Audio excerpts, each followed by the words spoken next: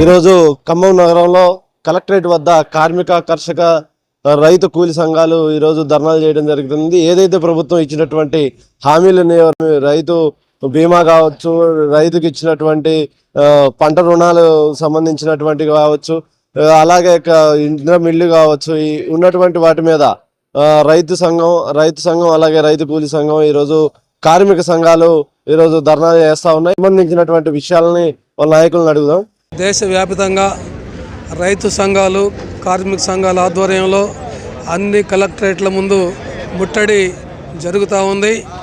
దేశంలో నరేంద్ర మోడీ ప్రభుత్వం అనుసరించుతున్న రైతు వ్యతిరేక కార్మిక వ్యతిరేక విధానాలు నిలుపుదల చేయాలని చెప్పేసి, రైతు వ్యతిరేక నల్ల చట్టాలు రద్దు చేయాలని, కార్మిక వ్యతిరేక 4 లేబర్ కోడ్లు రద్దు చేయాలని డిమాండ్తోని దేశవ్యాప్తంగా అన్ని జిల్లా కలెక్టరేట్ల ముందు నిరసన కార్యక్రమం జరుగుతూ ఉంది.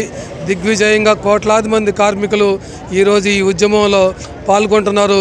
ఈ ఉద్యమంలో పాల్గొన్న కార్మికులందరికీ, రైతులందరికీ ఏఐటీసీ తెలంగాణ రాష్ట్ర సమితి నుంచి అభినందనలు తెలియజేస్తూ ఉన్నాం.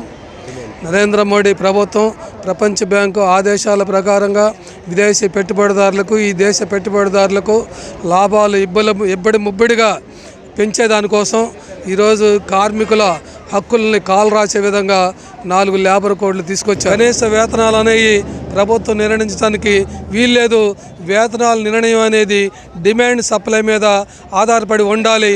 అంటే నిరుద్యోగం పెరుగుతుంది కనుక, నిరుద్యోగుల పోటీ ఎక్కువ ఉంటుంది కనుక, ప్రభుత్వం కనుక వేతనాలని నిర్ణయించకపోతే నిరుద్యోగుల్లో ఉండే పోటీ వల్ల ఉద్యోగులకు కానీ కార్మికులకు కానీ అతి తక్కువ వేతనాలతోని వెట్టి చాకరీ చేయించుకునే అవకాశం ఉంటుంది.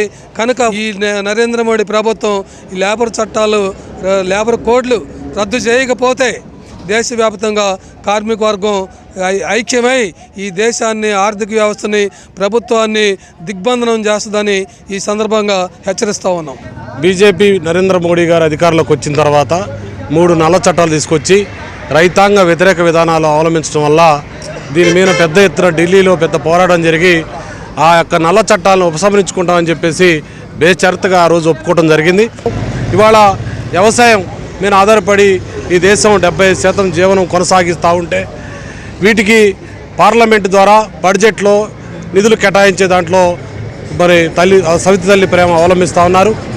50% బడ్జెట్ కేటాయించాలని, పంటలకు మద్దతు ధర గ్యారెంటీ చట్టం తేవాలని, రుణమాఫీ చట్టం అమలు చేయాలని చెప్పేసి వాళ్ళు డిమాండ్లతోని ఈరోజు ఖమ్మం కలెక్టరేట్ ముందర ఇవాళ తెలంగాణ రాష్ట్ర రైతు సంఘం అట్లాగే ఎస్కేఎం అనేక కార్మిక సంఘాల ఆధ్వర్యంలో ఈ కార్యక్రమం నిర్వహించడం జరుగుతూ ఉంది. భవిష్యత్తులో ఈ చట్టాలు ఉపసరించకపోతే దేశవ్యాప్తంగా మరి నిర్బంధించేటువంటి కార్యక్రమాన్ని, ప్రభుత్వాన్ని ప్రతిఘటించే కార్యక్రమాన్ని తీసుకోబోతా ఉన్నామని చెప్పేసి ఈ సందర్భంగా తెలియజేస్తా ఉన్నాం.